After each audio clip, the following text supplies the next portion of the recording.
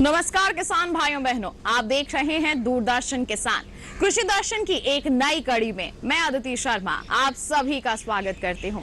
किसान भाइयों बहनों, आज के हमारे इस कार्यक्रम में कुछ अहम जानकारियां हम आप तक पहुंचाने वाले हैं। बता दें आपको, आज बात होगी सोयाबीन से दूध बनाने के बारे में। फिर आपकी मुलाकात करवाएंगे हमारे सफल किसान कुणाल गहलोत से, और फिर हम आपको प्रधानमंत्री कुसुम योजना के बारे में जानकारी देंगे और बता दें आपको कि कृषि जगत में क्या कुछ खास गतिविधियां हो रही हैं, इससे भी आपको अवगत करवाएंगे। तो फिर आइए आज के अंक की हम शुरुआत करते हैं।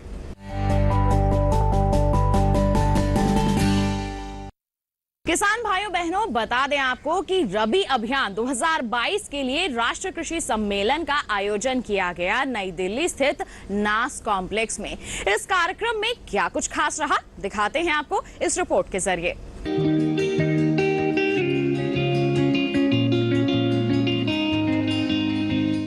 दिल्ली स्थित पूसा के नास कॉम्प्लेक्स में रबी अभियान के लिए राष्ट्रीय कृषि सम्मेलन का आयोजन किया गया। इस अवसर पर केंद्रीय कृषि एवं किसान कल्याण मंत्री नरेंद्र सिंह तोमर, केंद्रीय कृषि एवं किसान कल्याण राज्य मंत्री कैलाश चौधरी, कृषि मंत्रालय के सचिव मनोज आहूजा, मंत्रालय के वरिष्ठ अधिकारी एवं विभिन्न राज्यों के अधिकारी गण उपस्थित थे। चौथे अग्रिम अनुमान 2021-22 के अनुसार देश में खाद्यान्न का उत्पादन 3,157 लाख टन होने का अनुमान है, जो कि 2020-21 के दौरान खाद्यान्न के उत्पादन से 50 लाख टन अधिक है।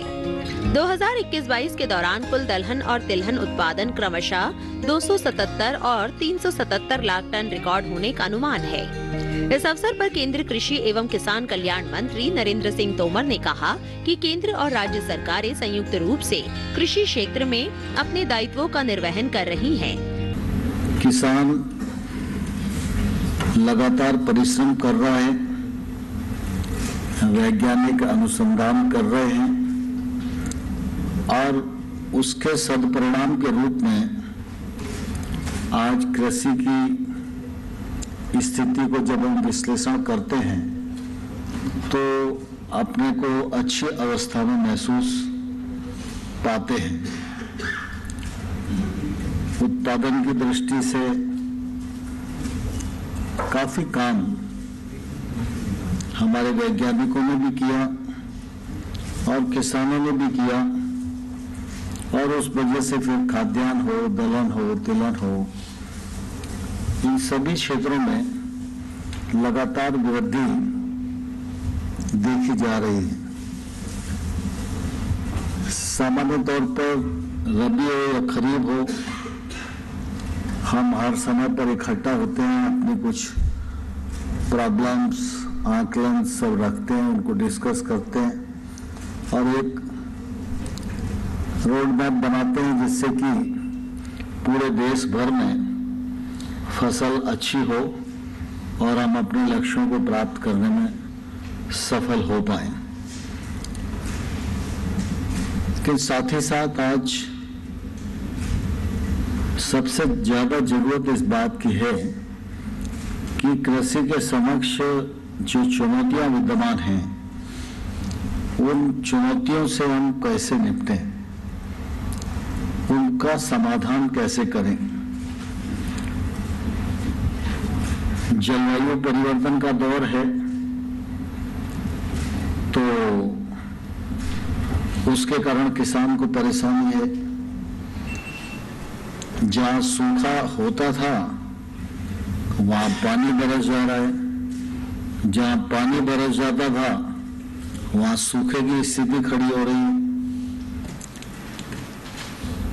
सिर्फ इतना ही नहीं, जलवायु परिवर्तन के इस दौर में अनेक प्रकार की अलग अलग बीमारियां उत्पन्न हो रही हैं। यद्यपि कोई रोग आता है,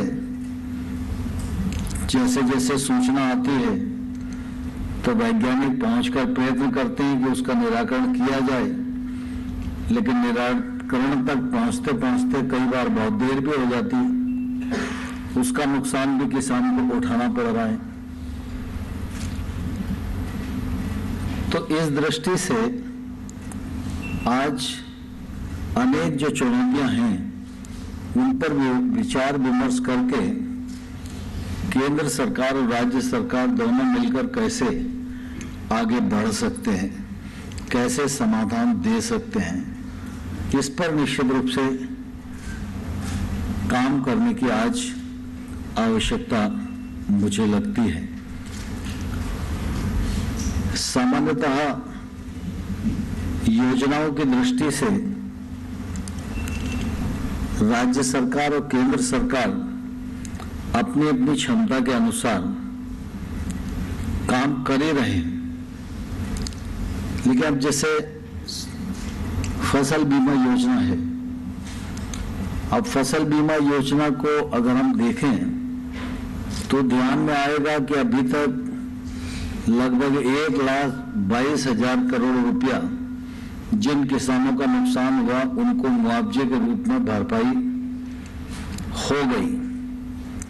अब 1,22,000 करोड़ रुपए का मुआवजा बढ़ना यह सामान्य बात नहीं है, लेकिन आज चुनौती इस बात की है कि फसल बीमा योजना के संपर्क में सब लोग हैं क्या, जो नहीं है वो आ सकते हैं क्या, और जो किसान फसल बीमा योजना के अंतर्गत कवर नहीं है उन तक बीमा योजना की पहुंच कैसे बन सकती है। हमारे यहाँ जितने किसान हैं, अगर ये सबके सब किसान फसल बीमा योजना में कवर हो जाएं तो मैं समझता हूं कि बीमा योजना का स्वरूप ही बदल जाएगा और वास्तव में जो छोटा किसान है उसकी फसल अगर बर्बाद होती है तो वो भी इस सुरक्षा कवच से अपने को सुरक्षित महसूस करेगा। तो इस दृष्टि से इसका विस्तार हम और कैसे कर सकते हैं, इस पर काम करने की हम सब लोगों को कोशिश करनी चाहिए। देश में उत्पादन की दृष्टि से बहुत काम हुआ है, जिससे खाद्यान्न, दलहन और तिलहन के उत्पादन में वृद्धि हुई है। दलहन और तिलहन के अंदर अगर बात करें तो दलहन के अंदर निश्चित रूप से हम आत्मनिर्भरता की ओर है। तिलहन का हमारे लिए चिंता का विषय है और आज अगर पिछले 5-6 वर्ष की बात करें 2016 से लेकर, तो 2016 से हमारे विशेष प्रयासों की वजह से, चाहे उसके अंदर जायद की जो हमारी फसल होती है उस समय की जो कॉन्फ्रेंस होती है या अन्य रबी की फसल की कॉन्फ्रेंस होती है और किसान जो काम हम सब अधिकारी और मिलकर जिस तरह से करते हैं, तो उत्पादन में जहां 252 मिलियन टन हमारा जो उत्पादन था वो अब बढ़कर 315 मिलियन टन उत्पादन हुआ है। ये 2016 के बाद में इतनी वृद्धि होना। और वहीं अगर बात करें तिलहन के अंदर भी तो 252 लाख टन जो हमारा उत्पादन था वो बढ़कर 377 लाख टन हो गया। ऐसे ही दलहन की बात करें तो उसके अंदर 152 लाख टन हमारा जो उत्पादन था वो बढ़कर 277 लाख टन उत्पादन हुआ है। ये सिर्फ 6-7 साल का जो आंकड़ा है, तो ये स्पष्ट दर्शाता है कि उत्पादन में हम वृद्धि कर पा रहे हैं। लेकिन उत्पादन की वृद्धि के साथ में जो अब नई चीज हमारे सामने आ रही है क्लाइमेट चेंज की, ये क्लाइमेट चेंज के लिए हमें आगे जाकर, जैसा डीजी साहब ने कहा कि ये चिंता का विषय है। कुछ क्षेत्र के लिए हो सकता है अच्छा हो, कुछ क्षेत्र में चिंता का विषय भी है। नई बीमारियां भी इसके साथ में आ रही है, नए कीट उनके साथ में जिस तरह से आते हैं, तो उसकी वजह से ये उत्पादन में जहां एक तरह से कह सकते हैं कि कमी भी आ सकती है भविष्य में। तो इसके लिए आईसीआर में बहुत अच्छा हमारे साइंटिस्टों ने ऐसी वैरायटियां भी निकाली है क्लाइमेट चेंज की लेकर। अगर वैरायटी की बात करें तो लगभग 1700 ऐसी क्लाइमेट चेंज 1752 वैरायटियां निकाली है। और उन वैरायटियों को अगर सिर्फ रिसर्च करने के बाद में हम अगर लैब के अंदर रख देंगे तो उसका कोई फायदा नहीं है। इसके लिए विशेषकर स्टेट को हमारे, जो क्योंकि स्टेट के बिना कृषि के अंदर मुझे नहीं लगता कि हम नीचे तक पहुंच सकते हैं। राज्य सरकारों का बहुत बड़ा रोल है। राज्य सरकार जिस स्टेट में एक्टिव होती है, जहां सेक्रेटरी एक्टिव होता है या वहां का अगर अधिकारी एक्टिव होते हैं, वो स्टेट बाजी मार जाता है, वो स्टेट आगे बढ़ता है। और जिस स्टेट के अंदर मैं सोचता हूं कि अगर कम काम हो रहा है या उसका अगर कोई प्लान है वो लेट आ रहा है, जैसा अभी बात की गई प्लान है वो भी लेट आता है, जिसकी वजह से समस्या आती है। तो मुझे इसके अंदर ये कहना है कि जहां मैंने एक्टिव की बात की, जो अधिकारी एक्टिव होता है उसका पता यहां पता चल जाता है कि कौन एक्टिव है और कौन एक्टिव नहीं है। और एक्टिव जो होता है वो बाजी मारता है। आपने देखा होगा अभी एग्रीकल्चर इंफ्रास्ट्रक्चर की बात की गई, फंड की बात की, मध्य प्रदेश ने 50% पे चल रहा है पूरे देश का। तो मध्य प्रदेश ने ऐसा क्या कर दिया जिसकी वजह से इतना आगे बढ़ गया? उन्होंने एग्रीकल्चर इंफ्रास्ट्रक्चर फंड में 50% पूरा जो जितना इंफ्रास्ट्रक्चर फंड आज तक अलॉट हुआ है उसमें 50% में मध्य प्रदेश ही है। लेकिन दूसरे राज्य पीछे क्यों है, ये थोड़ा हमें आकलन करना चाहिए।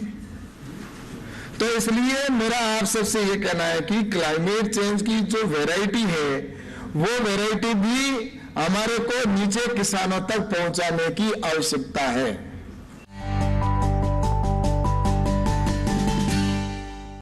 आइए अब नजर डालते हैं सेगमेंट विज्ञान और किसान पर।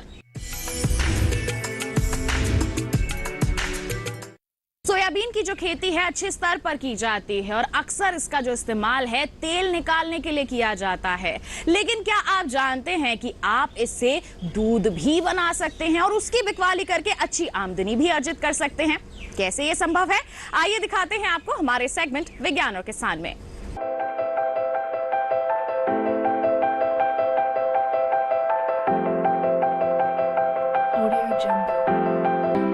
सोया दूध मुख्य रूप से सोयाबीन का निचोड़ यानी रस होता है।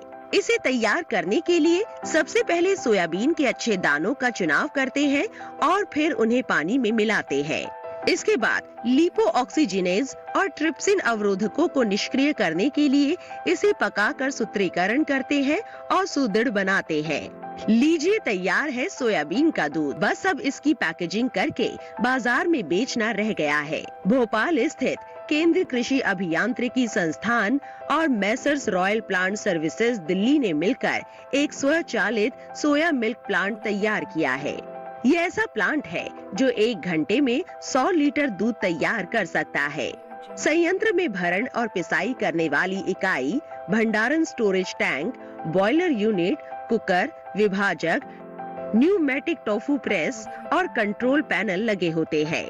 ग्राइंडिंग सिस्टम में top hopper, feeder control plate, bottom hopper और ग्राइंडर शामिल है। चक्की से आने वाले सोया घोल को स्टोरेज टैंक में इकट्ठा किया जाता है और स्क्रू पंप असेंबली के माध्यम से कुकर में पंप किया जाता है। 12 किलोवाट हीटर और कुकर के बॉयलर स्वचालित दबाव वाल्व के जरिए जुड़े होते हैं और वांछित दबाव व तापमान पर कुकर को आसानी से भाप जारी करते हैं। फीड दर को 20 किलो प्रति घंटे पर नियंत्रित किया जाता है। कुकर में भाप दाब 490 kPa और तापमान 150 डिग्री सेल्सियस रखा जाता है।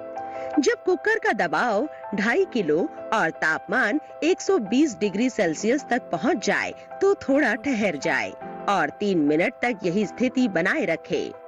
इसके बाद स्वचालन वाल्व खुल जाता है और सोया घोल विभाजक को पंप करता है। विभाजक वांछित सोया दूध और ओकारा को अलग कर देता है। इस तरह विकसित स्वचालित सोया दूध संयंत्र बहुत अच्छी गुणवत्ता वाले दूध का उत्पादन करता है। रांची जिले के कामड़े में स्थित मैसर्स श्री श्यामा काली इंटरप्राइजेस ने दूध और टोफू के लिए स्वचालित सोया दूध संयंत्र स्थापित किया है। वे हर दूसरे दिन लगभग 70 लीटर सोया दूध और 10 किलो टोफू तैयार कर रहे हैं। बाजार में 1 लीटर सोया दूध 40 रुपए जबकि 1 किलो टोफू 150 से 200 रुपए बिक रहा है। जबकि दूध की उत्पादन लागत 15 रुपए और टोफू की 50 रुपए आती है।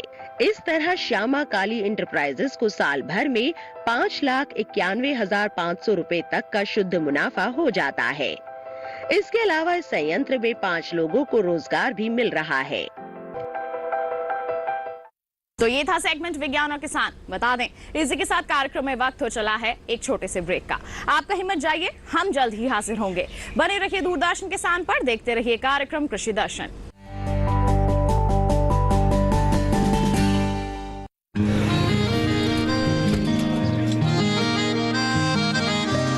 बात है भाई, आजकल तो काफी खुश नजर आ रहे हो। क्यों ना हो, अब मैं ऑर्गेनिक खेती जो कर रहा हूँ ये पूरा प्राकृतिक है, ऑर्गेनिक है। इसमें हमारे खेत, हमारी फसल और हमारी जेब सब फायदे में होते हैं और इसमें लागत भी कम है। जी हाँ, आप भी ऑर्गेनिक खाद का प्रयोग करें, अपनी फसल और मिट्टी को तंदुरुस्त बनाएं और आपकी आमदनी में इजाफा करें। अधिक जानकारी के लिए किसान call centre toll free number 1800-180-1551 पर कॉल करें और लॉग ऑन करें kisan.gov.in और farmer.gov.in। कृषि और किसान कल्याण मंत्रालय द्वारा किसान हित में जारी।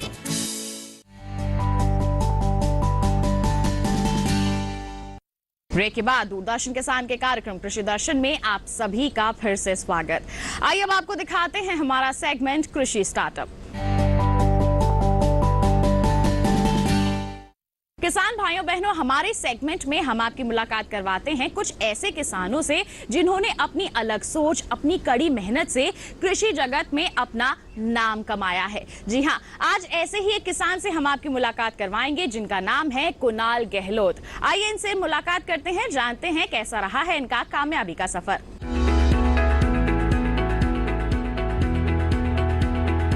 करनाल के एक छोटी से गांव के रहने वाले सफल किसान हैं कुणाल गहलोत। इनके पिता का नाम राजपाल सिंह है। वे पेशे से किसान हैं। आर्थिक स्थिति ठीक नहीं होने के बावजूद भी इन्होंने अपने बेटे कुणाल गहलोत को अच्छी शिक्षा हासिल करने के लिए शहर में पढ़ने भेजा। खेती में ज्यादा मन लगने की वजह से कुणाल अपने पिता का हाथ बटाने गाँव आ गए और खेती से पूरी तरह से जुट गए और उन्होंने किसान बनने का फैसला किया। बचपन में अपने पिता और गांव के किसानों को परंपरागत खेती करते देखा था। इन्होंने पाया था कि किसानों की आय नहीं बढ़ पा रही थी। वे खेती करते समय हमेशा सोचते थे कि ऐसा क्या किया जाए जिससे किसानों की आमदनी बढ़ सके। कृषि विज्ञान केंद्र दिल्ली के संपर्क में आकर कुणाल गहलोत ने विकास का एक रास्ता देखा। इन्होंने कृषि विज्ञान केंद्र और पूसा से खेती में व्यावसायिक शिक्षा हासिल की। प्रशिक्षण हासिल करने के बाद कुणाल ने 0.5 एकड़ में सफेद बटन मशरूम की सफल कृषि से शुरुआत की। ये खुशी की बात है कि आज उनका मशरूम खेती क्षेत्रफल 1.5 एकड़ तक हो गया है। कुणाल गहलोत इससे लगभग 8 लाख रुपए सालाना का शुद्ध लाभ कमा लेते हैं।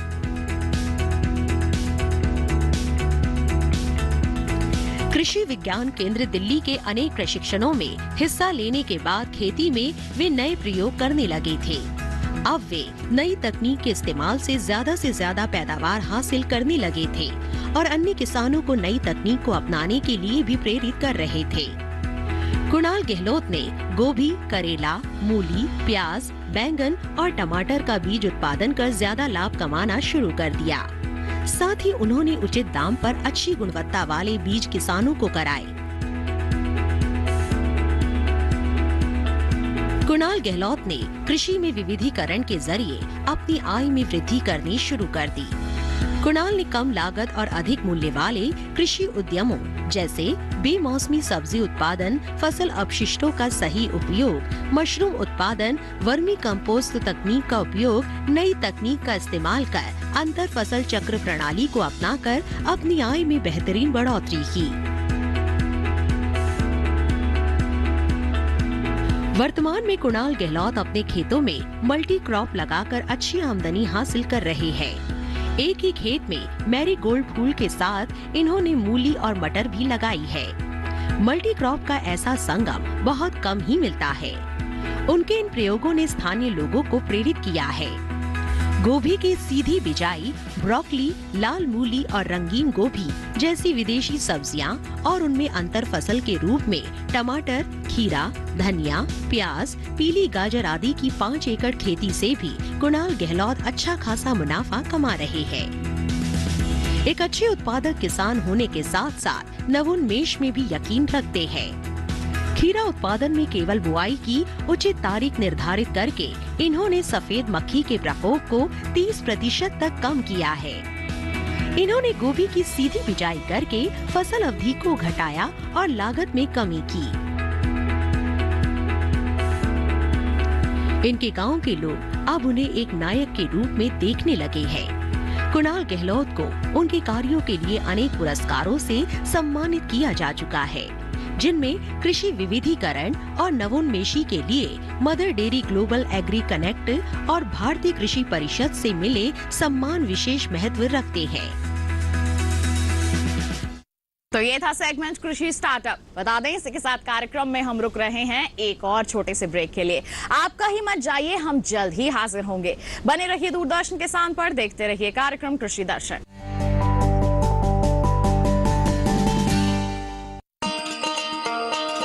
किसान भाइयों गांठ बांध लो, गांठ बांध लो, बात बहुत है काम की, समृद्धि के पैगाम की।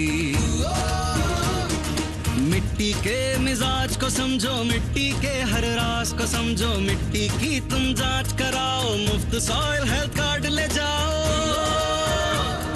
कभी मुनासिब बीज लगाओ, सही किस्म की खाद ले आओ, जितनी जरूरी उतनी डालो, सही मात्रा खुद पहचानो, इसको अपना मंत्र बना लो, मिट्टी की सेहत को जानो। बात बहुत है काम की, कम लागत अधिक वरदान की। किसान भाइयों गांठ बांध लो, आज ही मिट्टी की जांच कराएं, राज्य सरकार के कृषि अधिकारी से संपर्क करें और मुफ्त में सॉइल हेल्थ कार्ड पाएं। कृषि और किसान कल्याण मंत्रालय द्वारा किसान हित में जारी। ब्रेक के बाद दूरदर्शन किसान के कार्यक्रम कृषि दर्शन में आप सभी का फिर से स्वागत। अब बारी है कार्यक्रम में नजर डालने की फार्मिंग इंडिया सेगमेंट पर। किसान भाइयों बहनों, हमारे कृषि जगत में विकास हो, इसके लिए सरकार द्वारा कई अहम कदम उठाए गए हैं। साथ ही आपको बता दें कई महत्वपूर्ण योजनाओं की शुरुआत भी की गई है। उन्हीं योजनाओं में से एक है प्रधानमंत्री कुसुम योजना। इसका नाम सुना होगा आपने। क्या है ये योजना, किस तरह से ये आपके लिए फायदेमंद हो सकती है, किस तरह से आपकी खेती की लागत में कमी ला सकती है, आइए जानते हैं।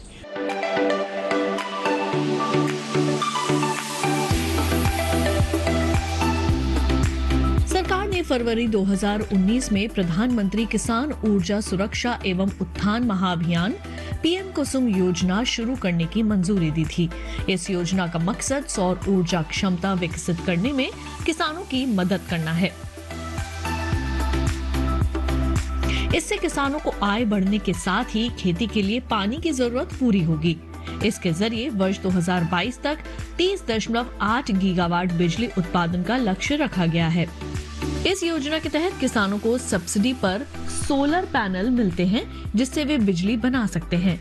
जरूरत भर बिजली का इस्तेमाल करके वे बाकी को बेचकर अतिरिक्त आय भी हासिल कर सकते हैं। इस योजना में 20 लाख किसानों को सोलर पंप बनाने में मदद की जाएगी। 15 लाख किसानों को ग्रिड से जुड़े सोलर पंप लगाने के लिए धन मुहैया कराया जाएगा। इस योजना पर सरकार ने 34,422 करोड़ रुपए खर्च करने का ऐलान किया है। पीएम कुसुम योजना के 3 घटक हैं। पहला, विकेंद्रित ग्रिड से जुड़ी 10,000 मेगावाट की क्षमता के सोलर पावर प्लांट स्थापित करना, जिसमें हर प्लांट की क्षमता 2 मेगावाट तक की होगी। दूसरा घटक 20 लाख सौर ऊर्जा चालित कृषि पंपों की स्थापना। 15 लाख किसानों के सिंचाई पंप को सोलर पंप से जोड़ना। इस योजना के जरिए बिजली और डीजल से चलने वाले सिंचाई पंप को सोलर एनर्जी से चलने वाले पंप में बदला जाएगा। सोलर पैनल से मिलने वाली बिजली का इस्तेमाल किसान पहले अपने सिंचाई के काम में करेंगे। उसके अलावा जो अतिरिक्त बिजली बचेगी उसे विद्युत बिजली वितरण कंपनी को बेचकर किसान 25 साल तक आमदनी कमा सकते हैं और प्रदूषण भी कम होगा। सोलर पैनल 25 साल तक चलेगा और इसका रखरखाव भी आसान है। इससे किसानों को हर साल 1 एकड़ पर 60,000 रुपए से 1 लाख रुपए तक की आमदनी अगले 25 साल तक हो सकती है। किसानों को अपने में सोलर पैनल स्थापित करने के लिए केवल 10% रकम का भुगतान करना होता है। केंद्र और राज्य सरकार किसानों को बैंक खाते में 60% की सब्सिडी देती है। केंद्र और राज्य की ओर से बराबर का योगदान देने का प्रावधान है और बैंक की ओर से 30% लोन का भी प्रावधान है। इस लोन को किसान अपने होने वाली आमदनी से भी आसानी से भर सकते हैं। किसानों को इस योजना का लाभ उठाने के लिए सरकारी वेबसाइट https://m nre.gov.in पर जाकर रजिस्ट्रेशन कराना होगा। इसके अलावा आधार कार्ड, प्रॉपर्टी के दस्तावेज और बैंक खाते की जानकारी भी देनी होगी।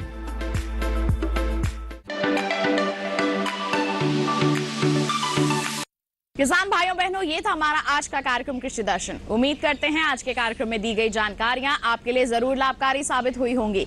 चलते चलते एक और अहम बात आपके लिए, टीवी स्क्रीन पर दिखाए जा रहे QR कोड को आप स्कैन कर लीजिए, सीधा पहुंच जाएंगे हमारे YouTube चैनल पर। दोबारा हमारा ये कार्यक्रम आप देख सकते हैं। साथ ही ईमेल करना चाहते हैं हमें, ईमेल कीजिए। ईमेल ID है krishidarshandddk@gmail.com। साथ ही बता दें आपको, आप पत्र भी लिख सकते हैं हमें। पता है हमारा कृषि दर्शन, कमरा नंबर 58, CPC दूरदर्शन, खेलगांव, नई दिल्ली 110049। तो इसी के साथ आज के लिए इतना ही, लेकिन अगले अंक में फिर होगी मुलाकात कुछ अहम जानकारियों के साथ। तब तक के लिए हमें दीजिए इजाजत। आप बने रहिए दूरदर्शन किसान पर। नमस्कार।